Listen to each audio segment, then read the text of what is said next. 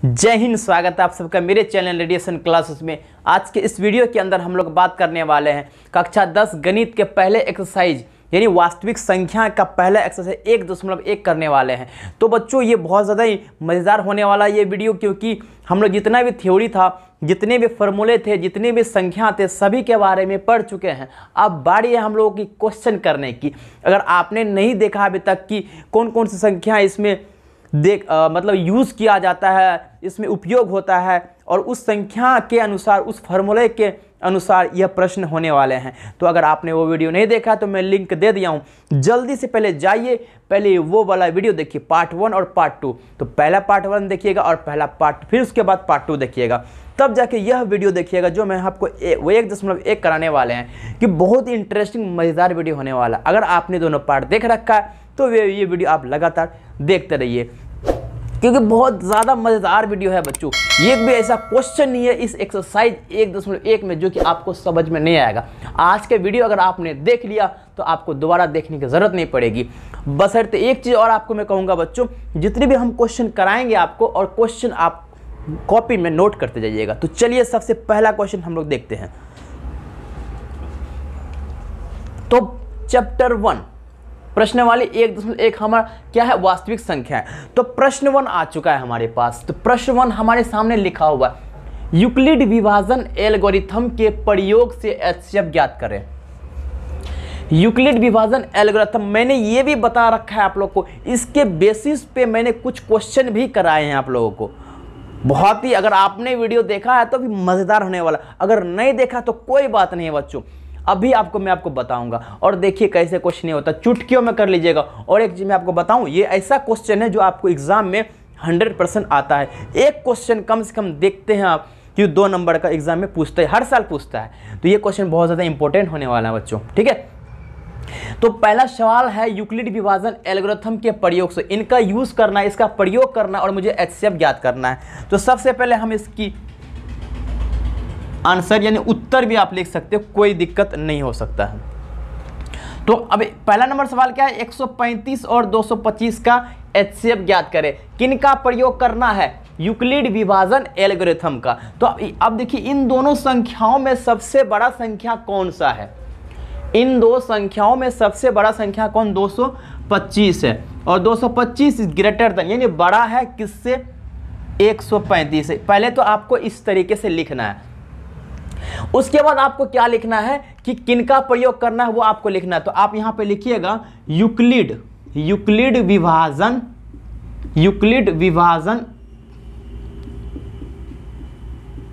Algorithm के प्रयोग से आपको इतना तो लिखना होगा, या यूक्लिड विभाजन एल्गोरिथम के प्रयोग से। तो अब यहाँ पे देखिए कि सबसे बड़ा संख्या, पहले चीज आपको एक चीज मैं बता दूं, यहाँ पे ध्यान से देखिएगा कि मेरा a बराबर BQ प्लस R होता है, a बराबर BQ प्लस R होता है। इन्हीं के फॉर्मेट से, इन्हीं के हिसाब से आपको बनाने होते हैं। अगर मान लीजिए मैंने अगर 4 है ना, 3 से अगर भागा था, 4 1 3 1 3, तो 4 में 3 गया, 1 बचेगा। ये जो होता है इसको हम क्या बोलते हैं बच्चों, शेषफल। इंग्लिश में रिमाइंडर बोलते हैं। तो R, इसको R हो गया शेषफल। ये क्या होता है, ये और ये क्या होता है, ये तो पता मुझे भागफल होता है। एक मेरा क्या हो जाएगा, भागफल। और मेरा 3 क्या होता है, 3 मेरा होता है भाजक, और 4 मेरा होता है भाज्य। यानी जो सबसे बड़ा संख्या होता है वो भाज्य होता है, यानी कि a होता है मेरा क्या, भाज्य। उसके बाद b क्या होता है मेरा, b होता है मेरा बच्चों, ध्यान से देखिए किससे गुना करें, भाजक। ये हो गया भाजक। q क्या हुआ मेरा, q हो गया भागफल। और r मेरा क्या होता है, शेषफल। तो इन सब चीजों को मैं नाम देता हूं, क्योंकि इन्हीं से हमारा ये आपका यूक्लिड विभाजन एल्गोरिथम के हिसाब से इसका प्रयोग से HCF ज्ञात करेंगे। जो पहला होता है वो भाज्य, सबसे बड़ा नंबर। देखिए 4 है ना, सबसे बड़ा नंबर भाज्य होता है। किस नंबर से भाग दे रहे हैं उसे भाजक कहते हैं, उसे b कैसे द्वारा सूचित किया जाता है। और भागफल कितने बार में आप लगा रहे हैं इसको भाग, तो एक ये भागफल जो बचा नीचे वो शेषफल। तो इसी के हिसाब से हम वहां पे लिखेंगे। तो सबसे बड़ा नंबर है वो भाज्य होता है। तो मैं इसे इरेज कर देता हूं, अभी इसे मैं मिटा देता हूं। ध्यान से देखिएगा, हर एक क्वेश्चन को बहुत अच्छे से मैं समझाने वाला हूं, आप बस वीडियो में बने रहिएगा। तो सबसे बड़ा संख्या क्या है मेरा? 225। 225, अब इसको भाग दीजिए तो 135 को 225 से भाग दीजिए तो यहाँ पे दीजिए एक बार में कैंसिल होगा, है ना, एक बार में ही कटेगा, क्योंकि दो बार में ज़्यादा हो जाएगा। तो एक बार में 135, 5 में 5 गया 0 और 12 में 3 गया 9, यहाँ कैंसिल। अब 135 को एक बार में भाग दिया, 135 को एक बार में भाग दिया, प्लस शेषफल कितना बचा? 90। तो शेषफल को जोड़ेंगे, हमने अभी बताया अभी a बराबर बी क्यू प्लस आर। तो आर जो होता है शेषफल, मैंने इसे जोड़ दिया। अब इसी 90 को 135 यहाँ रख दीजिए, जो आपका शेषफल बचा था 90 उसको 135 से भाग दीजिए। तो 90 को मैंने 135 से भाग, 9 दूनी 18, दो बार में 180 हो गया, एक ही बार में कटेगा 90। 5 में 0 हो गया 5 और 13 में 9 हो गया 4, अभी भी नहीं कटा। चलिए अब यहाँ पे किस सबसे बड़ा नंबर क्या बना? 135। पहले कितना था? 225, अब 135, यानी ये उठ के इधर चला गया, 135 हो गया। अब 135 हो गया, किससे भाग दे रहे? 90 से, यानी कि ये शेषफल उठ के यहाँ चला गया। 90 गुना कितने बार में आपने भाग दिए? एक बार में। शेषफल कितना बचा? 45। कोई दिक्कत नहीं है। अब देखिए, जैसे 135 को यहाँ रखा, आपको मैं ट्रिक बताता हूँ, वैसे ही 90 को यहाँ पे रखिए, यहाँ रखा। जिस प्रकार शेषफल को शुरू में रखे उसी तरह 45 को यहाँ रखिए। अब ऐसा संख्या से गुना कीजिए कि 90 आ जाए, 45 दूनी 90, और शेषफल लेकिन कितना बचा? 0। अब इसी को देख लीजिए, 45 और ये वाला उठा के रखिए 90, तो 45 दूनी 90, यानी कि शेषफल कितना बचा? 0 बचा आपका। तो जब तक कि शेषफल 0 नहीं आ जाए आप इसी प्रकार चलते रहिएगा। अगर कुछ और आता फिर 45 को यहाँ रखते और शेषफल को इसके सामने रखते, तो ठीक है। अब यहाँ पे शेषफल 0, इसको आप लिख सकते हैं यहाँ पे चरण 1, चरण 2 भी लिख सकते हैं, कोई दिक्कत नहीं, चरण 2 और चरण 3, इस प्रकार भी आप लिख सकते हैं। तो पहला चरण में आया आपका शेषफल 90, ठीक है, दूसरे में 45 और तीसरे में आ गया 0। तो अब ये बताइए, ये भाज्य होता है, ये भाजक होता है। तो भाजक ही आपको निकालना होता है कि किस संख्या से भाग दे रहे हैं, जो कि 0 आ गया। तो आपका भाजक कितना? 45। तो आप यहाँ पे लिखिएगा, यहाँ शेषफल जो आपका निकला, शेषफल बराबर 0। तो इसलिए हमारा जो हो गया HCF, जो HCF निकला किस संख्या का? 225 और 135 का, इन दोनों का शेषफल HCF कितना निकल गया? जो आपका जिस संख्या से भाग दे रहे हैं आप, यानी कि 45। और यही आपका आंसर हो गया। कुछ नहीं करना था, कि बहुत सिंपल था कि सबसे बड़ा संख्या लीजिए, उसके छोटे संख्या से भाग दीजिए। तो मैंने 135 को एक बार में भाग दिया, 135 हुआ और 90 मेरा शेषफल बचा। फिर 135 को यहाँ पे रख दिया और शेषफल को उठा के यहाँ रख दिया। अब हम 90 को 135 से भाग देंगे तो एक ही बार में कटेगा 90, बाकी शेषफल कितना बचा? 45। अब इसी 90 को यहाँ पे रखेंगे और 45 को स्टार्टिंग में रखेंगे। तो 45 को किस संख्या से भाग देंगे कि 90 आ जाएगा? 45 दूनी 90, सीधे कट रहा था, और शेषफल 0। तो शेषफल 0 हुआ, जिस संख्या से भाग दिया आपने, जो 0 निकला, किससे भाग दिए? 45 ही, तभी तो दो बार में कटा है ना। 90 मतलब आ गया 45 दूनी 90। तो मेरा क्या आंसर आ गया बच्चों? 45। तो इस तरीके से आप लिख सकते हैं, आपके पूरे 2 नंबर आने वाले।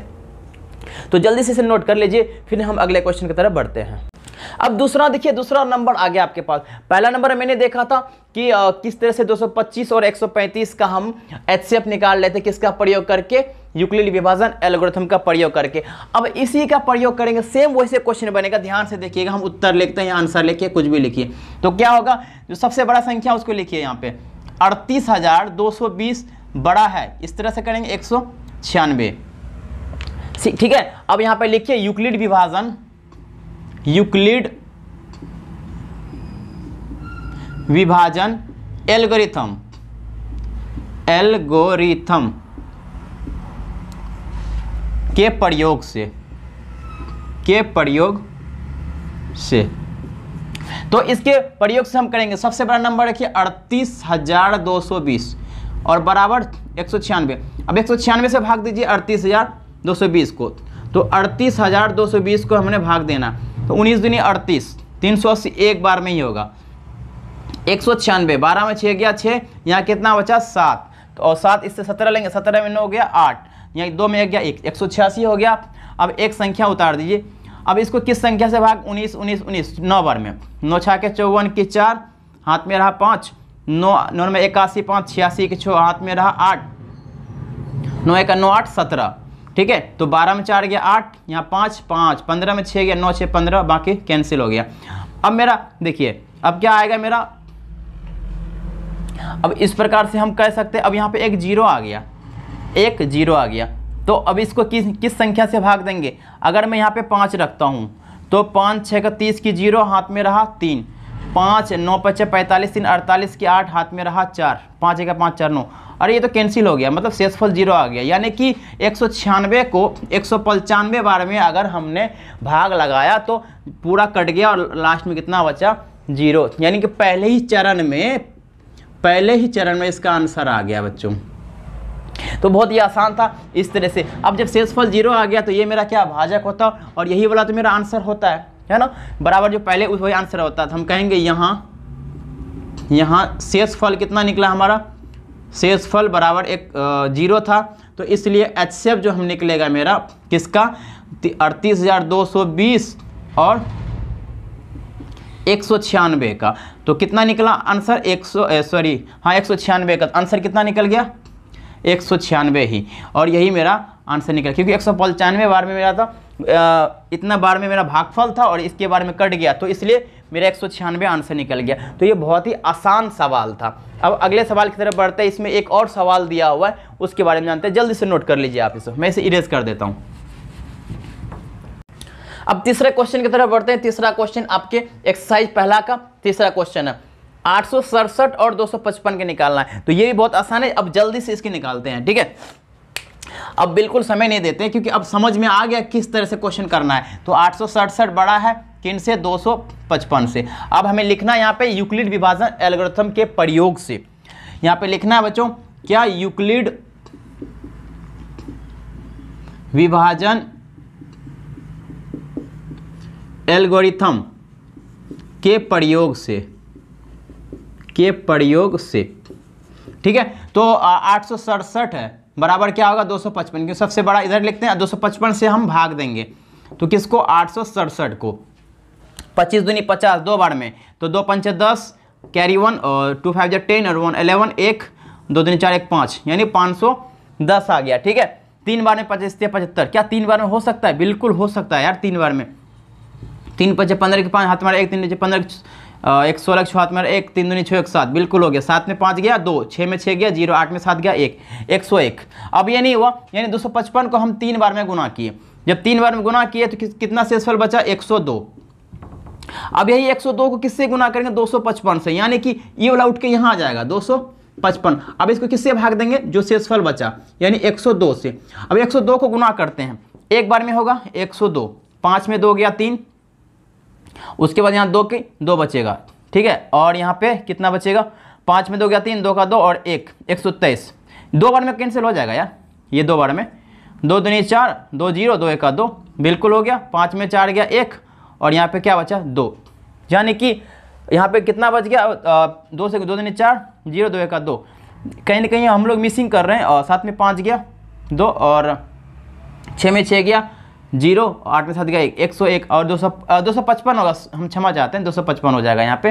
तो यहाँ पे हो जाएगा कि 204, 5 में 4 गए 51, यानी कि 102 को किससे गुना किए, 2 से गुना किए, है ना। और हमारा शेषफल कितना बचा, 51। अब 102 को यहाँ रख लेते हैं, 102 को यहाँ रख के अब यहाँ पे क्या रखेंगे, 51।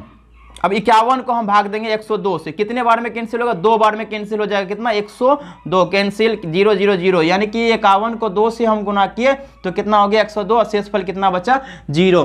अब यहाँ पे लिख सकते हैं, यहाँ पे हो गया, यहाँ शेषफल कितना निकला बराबर 0। तो इसलिए हम कह सकते हैं HCF 867 और 255 का जो है HCF कितना निकल गया 51, और यही मेरा आंसर हो गया। तो मुझे उम्मीद है कि ये वाला क्वेश्चन भी आपको बहुत ही अच्छे समझ में आएगा। आप यहाँ लिखना चाहेंगे तो लिख सकते हैं चरण 1 और यहाँ पे लिख सकते हैं चरण 2, चरण 3 हो गया, ठीक है। और 3 चरण में ही आपका आंसर आ गया। तो बहुत ही अच्छा था, कुछ नहीं, सबसे बड़ा नंबर लिखिए यहाँ पे, फिर छोटे नंबर उससे गुना कीजिए, जो शेषफल बताया उसको जोड़ दीजिए। अब 255 को मैंने यहाँ रख दिया, शेषफल यहाँ रखा, 102 को 2 बार में गुना किए तो शेषफल कितना बचा 51। अब 102 को यहाँ रख दिया मैंने, अब 51 यहाँ पे रखा, 51 को 2 से गुना किया 102 आ गया बिल्कुल। यहाँ पे शेषफल 0, जब तक शेषफल 0 नहीं आई तब तक आपको करते जाना है। तो उम्मीद है आपको ये समझ में आएगा। जल्दी से इसे नोट कीजिए, फिर अगले क्वेश्चन की तरफ बढ़ते हैं। मैं इसे इरेज कर देता हूँ। अब अगले क्वेश्चन की तरफ देखते हैं। क्वेश्चन नंबर 2, प्रश्न 2 आपका 1.1 का प्रश्न नंबर 2। दूसरा देखते हैं, 1 नंबर वाला प्रश्न आए, मुझे उम्मीद है कि आपको तीनों क्वेश्चन बहुत ही अच्छे से समझ में आया होगा, ठीक है।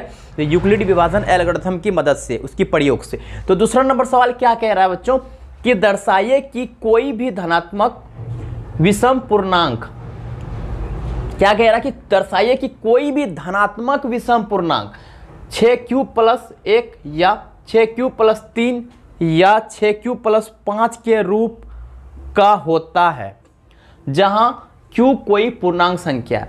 कहने का मतलब क्या है कि आपको कोई भी एक धनात्मक विषम पूर्णांक दिया गया है जो कि 3 है, 6q+1 या 6q+3 या 6q+5, और इसके रूप में होता है। तो आपको बताना है कि जहां q कोई पूर्णांक है। तो इसका उत्तर देखिएगा बच्चों, बहुत ही आसान है, समझिएगा इसका उत्तर को। हम पहले मान लेंगे कि माना कि a कोई a है बच्चों, ये a कोई धनात्मक विषम पूर्णांक है, धनात्मक विषम पूर्णांक है। ये कहाँ से आया बच्चों, ये क्वेश्चन में ही कह रहा है कि कोई भी धनात्मक विषम पूर्णांक है। मैंने a को मान लिया कि कोई धनात्मक विषम पूर्णांक है। अब यहाँ पे देखिएगा बच्चों कि मैंने अभी थोड़ी देर पहले मैंने आपको बताया कि a बराबर bq+r होता है। यह एल्गोरिथम विभाजन के हिसाब से, एल्गोरिथम विभाजन के हिसाब से ये वाला उसका सूत्र निकलता है। तो विभाजन एल्गोरिथम जो होती है ये a बराबर bq+r होता है। तो यहाँ पे जो a है आपका, वो a क्या है कि यही धनात्मक विषम पूर्णांक के बारे में बात कर रहा है। तो मैंने इसको मान लिया, क्योंकि जो यहाँ पे 6q+r ये तो दिया है, 6q+r, यहाँ पे देखिए b है ना, तो bq+r के रूप में दिया हुआ है ना। q के पहले क्या होता है b, और q के पहले b की जगह कितना है 6 है यहाँ पे, और प्लस r, और प्लस के बाद में क्या होता है r, यानी कि शेषफल। तो ये तो 3 आपका दे रखा, तो यही होगा ना कोई संख्या, कोई पूर्णांक। तो कैसा पूर्णांक, धनात्मक विषम पूर्णांक, विषम, याद रखिएगा। तो मैंने पहले मान लिया, माना कि a कोई धनात्मक विषम पूर्णांक है। तो अब यहाँ पे हम एक यानी कि एल्गोरिथम का प्रयोग करेंगे,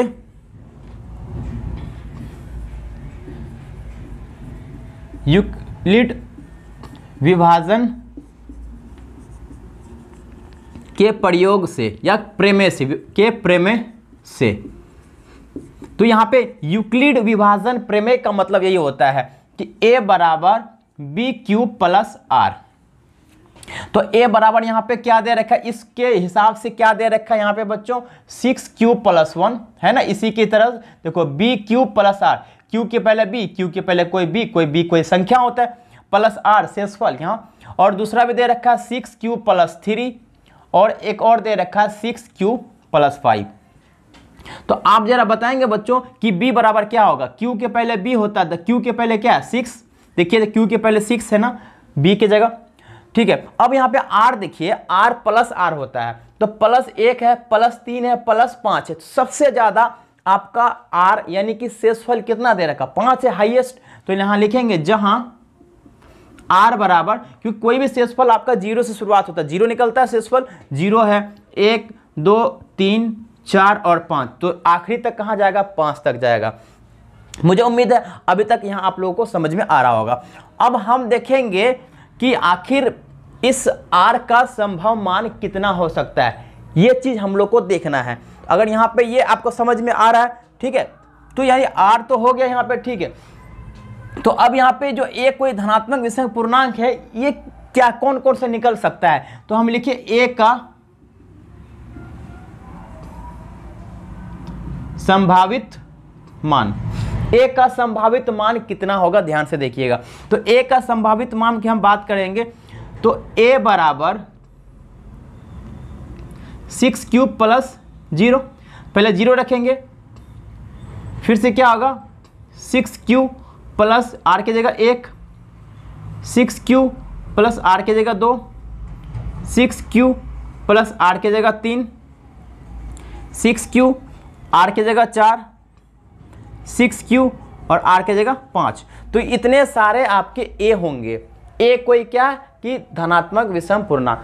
अब यहाँ पे देखिए हमें विषम की बात की गई है ना कि सम की, तो सम मेरा, अब यहाँ पे देखिए 6q, अगर मैं 0 हटा देता हूँ तो मेरे पास क्या बचेगा, यहाँ से देखिएगा, अगर मैं 0 हटा देता हूँ तो क्या बचेगा 6q, एक तो नहीं होगा, 2 है, 6q प्लस 2, क्योंकि 2 क्या है मेरा सम संख्या, 3 नहीं है, और 4, 6q प्लस 4, ये सब क्या है सम संख्या। क्यों है, क्योंकि यहाँ पे देखिए 2 कॉमन लेंगे तो 3q बचेगा, 2 कॉमन लेंगे तो यहाँ से 2 तिया 6, 3q प्लस 2, यहाँ से भी 2 कॉमन लेंगे तो क्या होगा 2, 3q प्लस, यहाँ 1 बचेगा, यहाँ पे 2 बचेगा, यानी कि जितने भी कॉमन हम ले रहे हैं सब 2 से कट रहा है। तो ये सब क्या है सम संख्या दिख भी रहा है, 2, 4, 6, 8, 10, 12 ये सम संख्या हो गए।